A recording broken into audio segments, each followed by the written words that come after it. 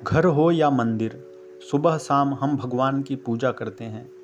लेकिन पूजा करने के कुछ विधि विधान हैं, उसमें हमें त्रुटियां नहीं करनी चाहिए। कुछ साधारणतया जो रोज़ पूजा पाठ करने में भूल चूक होती है, उनमें मैं कुछ चीज़ें आपको बताता हूँ जिनसे आप त्रुटियों से बच सकते हैं और अपने पूजा पाठ कर्म के हिसाब से भगवान की कृपा पा सकते हैं और उसका अच्छा फल पा सकते हैं। प्रथम बात आप जान लें कि सूर्य, गणेश, दुर्गा, शिव, विष्णु ये पंचदेव कहे गए हैं। इनकी पूजा हमें सभी कार्यों में करनी चाहिए। कल्याण चाहने वाले गृहस्थ को कभी भी एक मूर्ति की पूजा नहीं करनी चाहिए, किंतु अनेक देव मूर्ति की पूजा करें। इससे कामना पूरी होती है। घर में 2 शिवलिंग, 3 गणेश, 2 शंख, 2 सूर्य, 3 दुर्गा मूर्ति, 2 गोमती चक्र और 2 शालिग्राम की पूजा करने से गृहस्थ के मनुष्य को अशांति होती है। शालग्राम की प्राण प्रतिष्ठा नहीं होती। वहीं पे भगवान शंकर भगवान के शिवलिंग की, जिसे बाणलिंग कहा जाता है, तीनों लोकों में विख्यात है, उनकी प्राण प्रतिष्ठा, संस्कार या आवाहन कुछ भी नहीं होता। अगर आपके घर में पत्थर, काठ, सोना या अन्य धातुओं की मूर्तियां प्रतिष्ठित हैं तो उन्हें घर या मंदिर में करनी चाहिए, बाहर में नहीं छोड़ना चाहिए। गंगा जी में अगर आप हैं तो वहाँ पे आप शालिग्राम शिला में, शिवलिंग में सभी देवताओं का पूजन, आवाहन, विसर्जन किया जा सकता है बिना आवाहन के ही। दीपक को दीपक से जलाने से घर में दरिद्र और रोगी होते हैं लोग।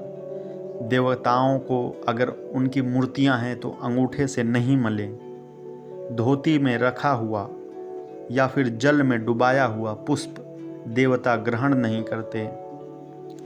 पान की डंडी से व्याधि और अग्रभाग से पाप होता है। सड़ा पान देवों पर चढ़ाने से आयु और सिरा बुद्धि नष्ट होती है, इसलिए डंडी का अग्रभाग और सिरा को निकाल देना चाहिए। भगवान भोलेनाथ को कुंद, विष्णु जी को धतूरा, देवी जी को आक और मदार, सूर्य जी को तगर का पुष्प नहीं चढ़ाना चाहिए।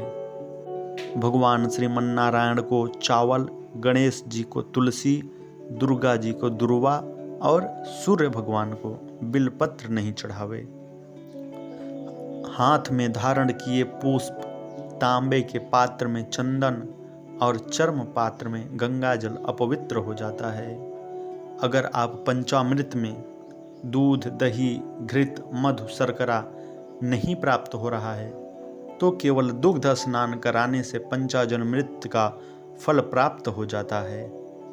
अगर आप प्रतिदिन पूजा करते हैं तो उसमें 1 रुपये का ही दक्षिणा अवश्य निकालें और प्रतिदिन किसी गरीब को दे दें या महीने में किसी गरीब को दे दें, लेकिन दक्षिणा रोज निकालें।